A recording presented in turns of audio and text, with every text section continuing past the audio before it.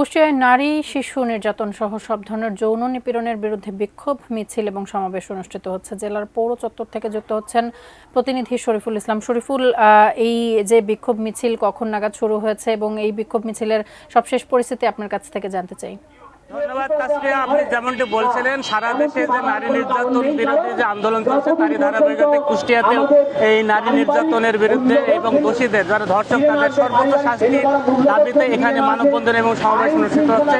এই সমাবেশ থেকেই যারা বক্তব্য রাখছেন, বিশেষ করে কোর্টের আইনজীবী আছেন, পাবলিক প্রসিকিউটর আছেন, বিভিন্ন গণমাধ্যম কর্মী আছেন, এনজিও কর্মী আছেন, মানবাধিকার কর্মী আছেন, পাশের নারী নির্যাতন প্রতিরোধ কমিটির যারা, তারা একই দাবি করছেন যে ধর্ষকদের যে সর্বোচ্চ শাস্তি সেই শাস্তিটা দীর্ঘমেয়াদী না করে, যেমন এখানকার যে প্রধান অতিথি তিনি অ্যাডভোকেট সিরাজুল ইসলাম তিনি জানিয়েছেন, প্রধান অতিথি তিনি বলেছেন আসলে যে এই 2 মাসের মধ্যে এই শাস্তিটা নিশ্চিত করা যায়। জুস রাখতে আমার পছন্দ স্টাইলিশ ও ফুড গ্রেড আরিফেল চপ।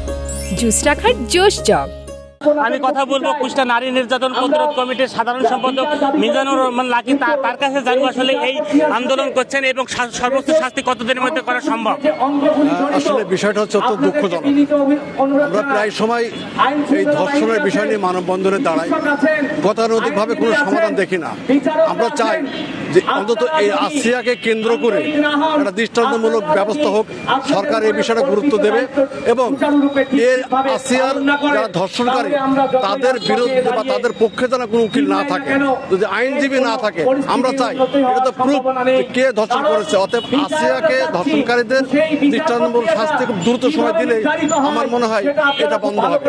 উনি যেমনটি বলছেন, আসিয়াকে কেন্দ্র করে এই ধর্ষণের শাস্তিটা সর্বোচ্চ কম সময়ের মধ্যে নিশ্চিত করা হলে এই দেশের মানুষ স্বস্তিতে আসবে এবং ধর্ষকরা তাদের এই অপরাধ কর্মকাণ্ড করতে বিরত হবে, এমনটি এখানকার গণমাধ্যম কর্মীর যারা অংশ নিয়েছেন মানববন্ধন সমাবেশে তারা জানিয়েছেন। এই ছিল কুষ্টিয়ায় ধর্ষণ বিরোধী আন্দোলনের থেকে সর্বশেষ খবর।